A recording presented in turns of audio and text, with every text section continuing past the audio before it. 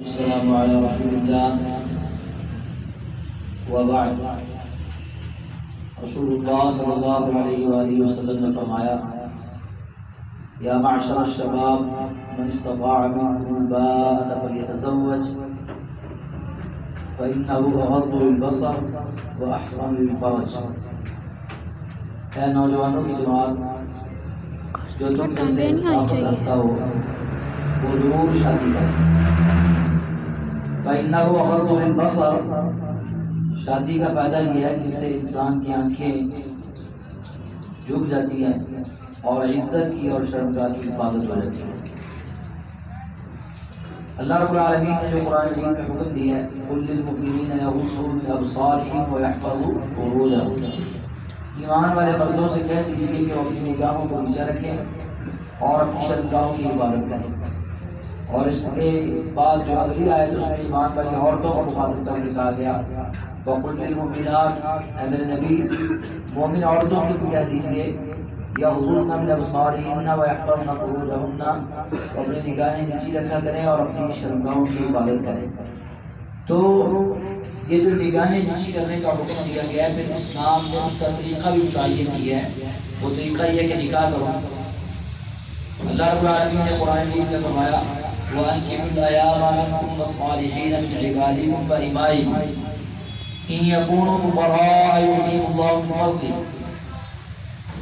تم میں سے جو ایّم ہیں بغیر نکاح کے رہ رہے ہیں، تمہارے ہوں، تمہاری عورتیں ہوں یا مطلقہ عورتیں ہوں یا جنہوں نے اپنی بیویوں کو طلاق دے رکھی اور اکیلے رہتے ہو، یا جس کی بیوی فوت ہو گئی ہو اکیلا رہ رہا ہو، یا جس کا خاوند فوت ہو گیا ہو بیوہ ہو، تو ان کو عربی زبان میں ایّم کہا جاتا ہے۔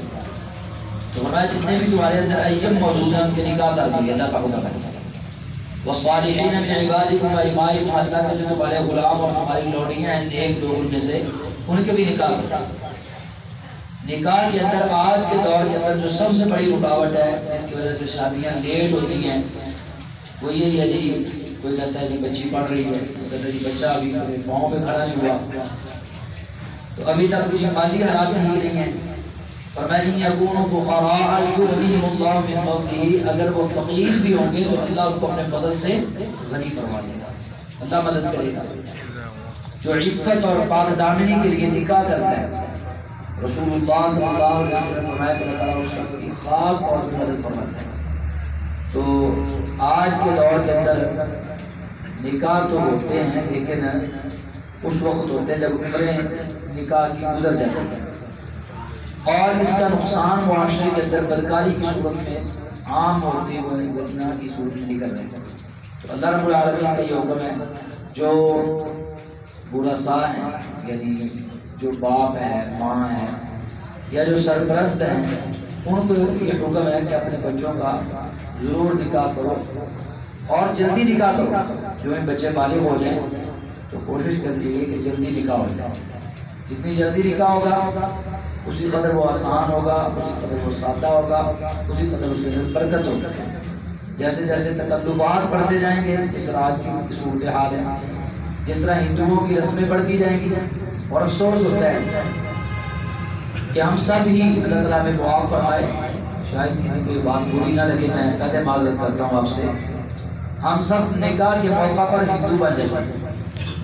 ہمارے گھروں کا کلچر شادیوں میں بالکل ہندوؤں والے، اس وقت نہ ہم میں سے کوئی اہل حدیث رہتا ہے، نہ سلفی رہتا ہے، نہ محمدی رہتا ہے۔ یہ ساری باتیں صرف نماز کی رفع الیدین تک محدود ہیں، آمین تک محدود ہیں، سینے پہ ہاتھ باندھنے تک محدود ہیں۔ شادیوں کے اندر کیا اہل حدیث، کیا دیوبندی، کیا بریلوی، ساری فرقہ واریت ختم ہو جاتی ہے اور سارے ہندو بن جاتے ہیں۔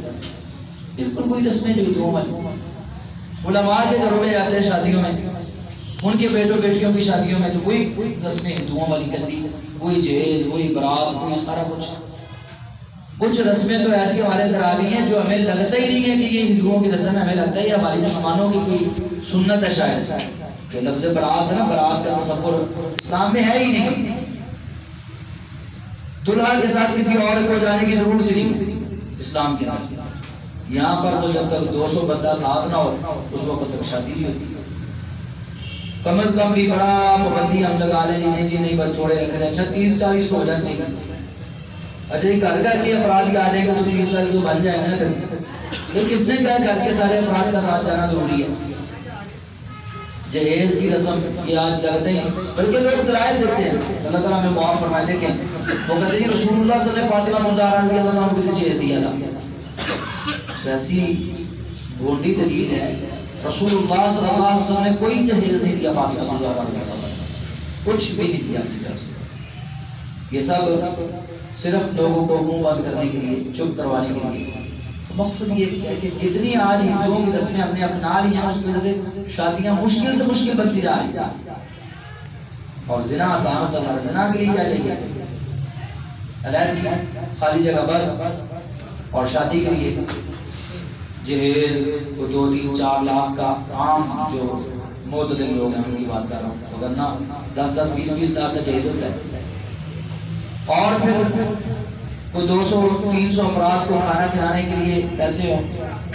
پھر اس کے بعد آج کل تو ڈیمانڈز بھی لڑکوں کی ماشاءاللہ بڑھتی جا رہی، گاڑی بھی ہو ان کے پاس دینے کے لیے. اور اسی طرح لڑکوں والوں کے لیے بھی پھر کوئی 5 لاکھ 10 لاکھ حق مہر بھی ان کے پاس. پھر تو نکاح اور زنا 100 روپے 50 روپے میں. تو پھر بتائیے معاشرے میں نکاح ہوں گے کہ زنا ہوں گے؟ اللہ تعالیٰ ہمیں معاف فرمائے. ہم کس طرف جا رہے ہیں؟ ہم اپنے معاشرے کو خود آلودہ کر رہے ہیں. ہم اپنے بچوں کے اخلاق کو خود برباد کر رہے ہیں. کچھ پڑھائی کے نام پہ جی بچی پڑھ رہی ہے، بچی پڑھ رہی ہے. میں پوچھتا ہوں بھائیو بچی کو پڑھا کے کیا کرنا ہے اپنے؟ جی ایم اے کرے گی تو پھر اس کے جو ہے نا اس کی شادی ہوگی. اس کا شوق ہے اس نے ماسٹرز کرنا ہے تو پھر جو ہے نا اچھا پھر ماسٹر کروا کے کیا کرنا کیا اس کی شادی کا؟ بچے پالنے، کھانا بنانا ہے، اس کو کھانا بنانا سکھائیں. آج گھر کے ڈھونڈ رہے ہیں بچیوں کو کھانا پکانا نہیں آتا اور وہ انگلش بار بول رہی ہوتی ہے اور روب جھاڑ رہی ہوتی ہے اپنے سسرال والوں پر، گھر والوں پر، اپنے گھر والے پر، خاوند پر. نتیجہ طلاقیں. جو کرنے والا کام ہے وہ ہم کرتے نہیں ہیں. بچوں کی تربیت کرنا اپنے بچوں کو سکھائیں. آج بچوں کی تربیت ماں کر ہی نہیں سکتی بیچاری. ایک دن چھٹی ہوتی ہے اتوار کا دن تو اگلے دن وہ بیچاریاں نپو نپ ہو جاتی ہیں اور کہتی جلدی سکول بھیجو ان کو جان چھڑاؤ. ابھی نہیں آتی. یہ حال ہے ہمارا. جو کام ہم نے سکھانا تھا اپنے بچوں کو وہ سکھاتے نہیں ہیں. تو اللہ تعالیٰ ہمیں یہ جو ہم خود اپنے ماحول کو آلودہ کر رہے ہیں اللہ تعالیٰ ہمیں محفوظ فرمائے اور اللہ تعالیٰ ہمارے اخلاق کو، ہمارے ماحول کو، ہمارے معاشرے کو پاک بنا دے. اللہ ہمیں پاک دامن بنا دے. آمین و علیہ